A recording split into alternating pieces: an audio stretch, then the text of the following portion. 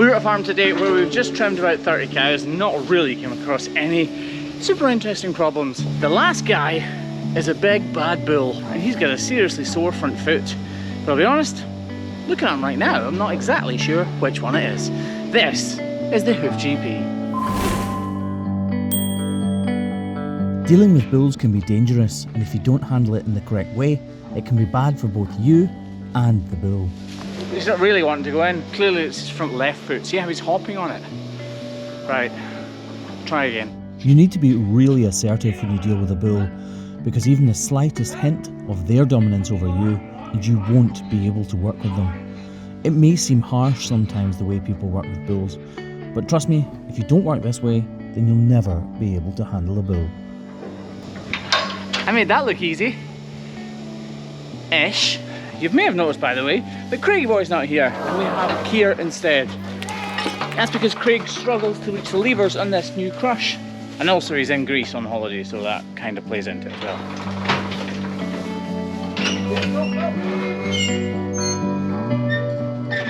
No matter how much I love or care for the animals I'm working with, if I can't get them into the crush, then I can't help them in any way. Which is why I'm able to be forceful with them sometimes, because I know it's for their benefit. He really didn't want his foot fixed, did he?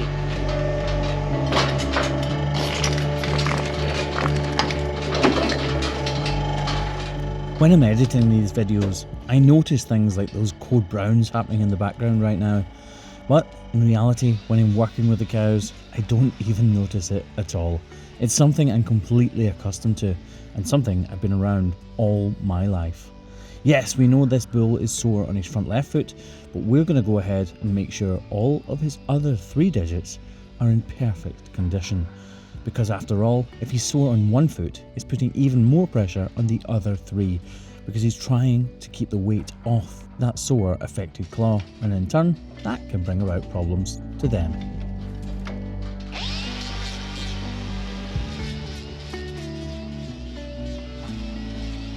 As I trim a foot like this, one that I'm pretty sure there's nothing wrong with, I'm looking for inconsistencies. I'm looking for differences in height between the 2 claws, or any serious cracking that could lead to a hidden problem. Thankfully for this bull though, he has none of those. I'll leave that foot in the air so that he can't kick us. This Whopper crush is clearly a compromise over the KVK, but it's a compromise I'm willing to live with. This crush was bought with the intention of me being able to attend cows more quickly. When a farmer has just a bull or a couple of cows that are in real desperate need of hoof care, it means I'll be able to come by myself, set up quickly, get the cows done and get back to the main job with the KVK. Finally move on to the sore foot. Because this hoof is so sore, I'm expecting an infection. I'm expecting some sort of abscess, because usually some sort of pressure build-up is the only thing that could put an animal like this in so much pain.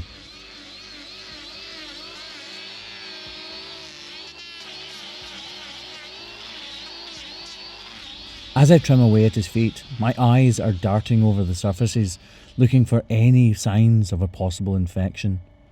I think I've found one. At the top right-hand side of his inside claw, there's a crack, and those cracks usually lead to an infected sole fracture. These can be hugely debilitating for the cow, or the bull in this case, and we're just about to find out how deep this crack goes.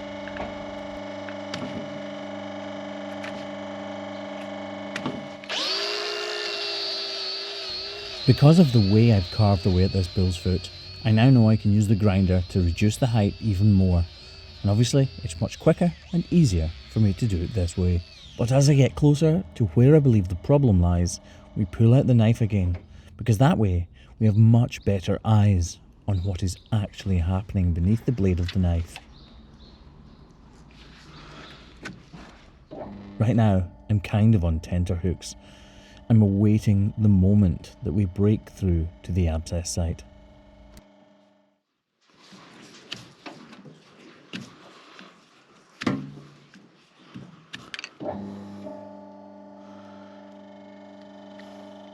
The moment we're all waiting for doesn't come. I haven't snaked you guys here. I genuinely believed that was a sole fracture that went all the way to the corium and formed an abscess.